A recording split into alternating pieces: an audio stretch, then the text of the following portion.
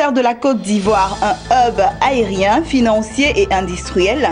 La réponse lors de la 4e session de réflexion du groupe de travail Côte d'Ivoire Global, organisée ce jeudi à la Confédération Générale des Entreprises de Côte d'Ivoire CGCI. Et puis une conférence pour permettre d'échanger et de s'informer sur les méthodes et moyens de lutte contre la corruption. Le thème retenu lors de cette conférence est le rôle de la société civile dans la lutte contre la corruption. Bonsoir à tous, bienvenue à ce temps d'information. Le groupe de travail et de réflexion Côte d'Ivoire Global a organisé ce jeudi à Abidjan sa 4e session de réflexion sur les enjeux du développement en Côte d'Ivoire. Ces acteurs du secteur privé ont échangé leur vision sur comment faire de la Côte d'Ivoire un hub aérien, financier et industriel.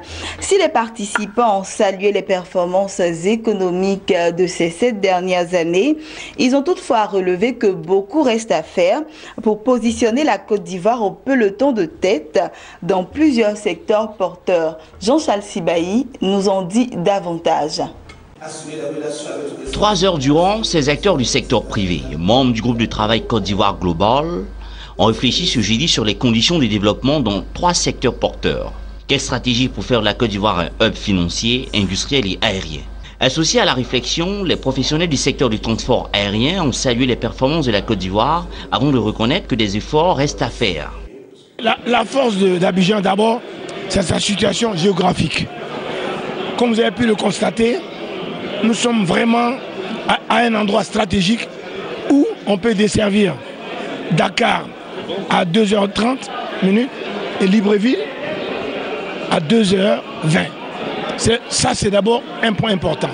Deuxièmement, il faut une compagnie dans une capitale, dans un aéroport qui veut être un hub.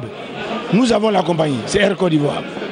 Et enfin, il faut que le pays ait une économie saine, que Abidjan soit fréquentable. Et je crois que ça aussi, on est sur le bon chemin. Mais ce qu'il faut, qu'il n'y ait plus de mouvement de flux sur la Côte d'Ivoire. Or ça dépend un peu de l'attractivité de la Côte d'Ivoire.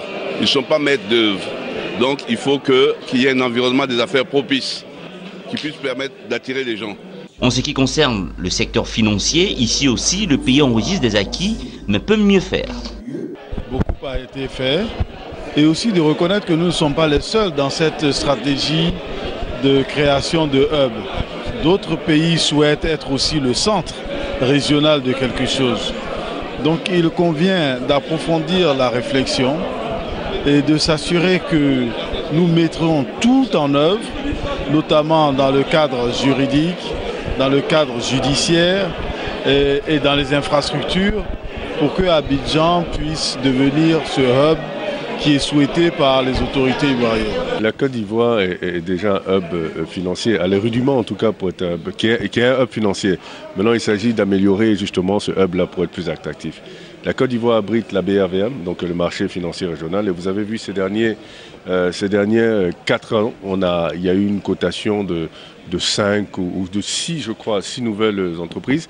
Et les taux de souscription ont dépassé les 250, des fois même 300%. Donc ça montre bien que la place est attractive. Ce qu'il faut aujourd'hui, il faut développer de nouveaux outils sur ce marché financier pour développer le marché des capitaux. Il faut de nouveaux outils. Nous avons très peu d'outils sur ce marché-là.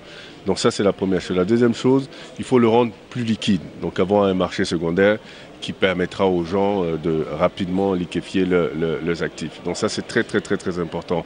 Et aussi, peut-être penser à une consolidation des banques. On a beaucoup de banques, évidemment, qui généralement, à elles seules, ne peuvent pas soutenir des projets très importants. Donc il faut consolider les banques de sorte à avoir des grandes banques qui vont pouvoir soutenir des projets de développement d'envergure. Et ça, c'est très important.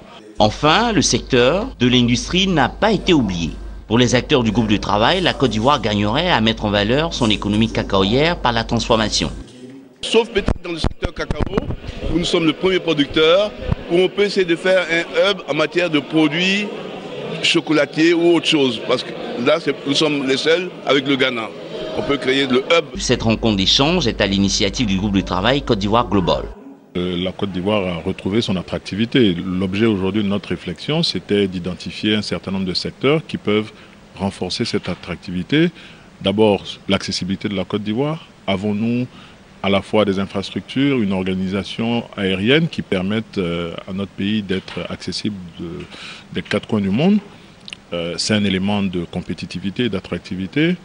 Avons-nous également un secteur financier, des infrastructures qui permettent à tous les investisseurs de réaliser à partir de la place d'Abidjan leurs opérations, ou mieux de les optimiser? Oui, la Côte d'Ivoire a retrouvé son attractivité, mais il y a certainement d'autres défis plus importants et c'est ce pourquoi nous avons voulu échanger avec des décideurs publics et des experts afin de poursuivre cette réflexion qu'on n'a pas la prétention de pouvoir achever en une matinée. Le groupe de travail Côte d'Ivoire Global a été créé en 2015. Son objectif est de contribuer à l'amélioration des politiques publiques élaborées et mises en œuvre par le gouvernement en matière d'attraction des investissements en Côte d'Ivoire. Voilà, ce reportage de Jean-Charles Sibaï a été commenté par Jean-Paul Adomon. Poursuivons toujours ce journal. Le rôle de la société civile dans la lutte contre la corruption. C'est le thème d'une conférence organisée par Civis Côte d'Ivoire, une association dont la mission est de contribuer au renforcement des citoyens dans leur capacité de compréhension, d'analyse et d'action en vue de la construction d'une société plus juste et respectueuse des droits humains. Une rencontre qui a permis aux uns et aux autres d'échanger et de s'informer sur les méthodes et moyens de lutte contre la corruption. Jérémy Auré et Sorochelina.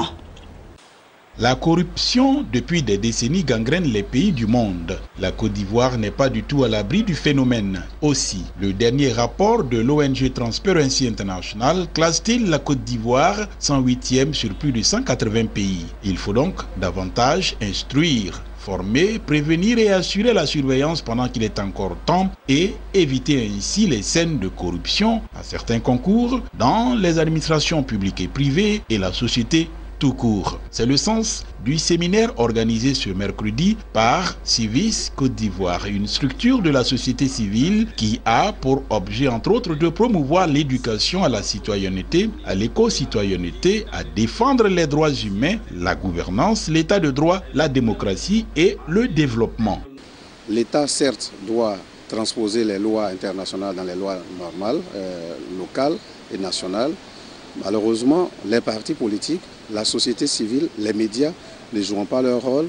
Nous avons décidé d'organiser ce séminaire pour que ces personnes-là, ces groupes de personnes jouent leur rôle qui consiste pour certains, comme la société civile que nous sommes, à informer l'État de ce qui ne va pas, à dénoncer ce que nous pouvons dénoncer et surtout informer, éduquer et sensibiliser le grand public à toutes ces notions de la corruption-là. En dehors des partis politiques qui ont brillé par leur absence à cette rencontre, les acteurs présents ont, au regard du thème, à savoir le rôle de la société civile dans la lutte contre la corruption, apporté leur au menu des actions courageuses et efficaces à entreprendre pour tenter d'endiguer le phénomène. Nous devons prendre à bras le corps, quitte à le répéter, la question de la corruption pour nous battre contre elle, en nous servant de tous les mécanismes mis en place par les pouvoirs publics eux-mêmes, mais aussi en nous servant, je dirais, de notre force morale et de notre intégrité, je dirais, intellectuelle. C'est important. Les questions comme l'intégrité, comme la transparence, comme le professionnalisme, les questions comme l'honnêteté, comme la probité sont des questions essentielles et ce sont ces questions qui, lorsqu'elles sont mises en avant, nous permettent vraiment d'avoir les éléments nécessaires pour lutter contre la corruption. Entre autres recommandations, Civis Côte d'Ivoire estime qu'il faut un engagement des autorités publiques, repérer les risques de corruption et désigner un responsable de la lutte anticorruption dans les services. Pour les participants, ce combat de longue haleine dans lequel s'inscrit ce séminaire pourra à coup sûr porter des fruits. Parmi les critères d'investissement, enfin de sélection des pays du MCC, il y a le contrôle de la corruption qui est un indicateur éliminatoire.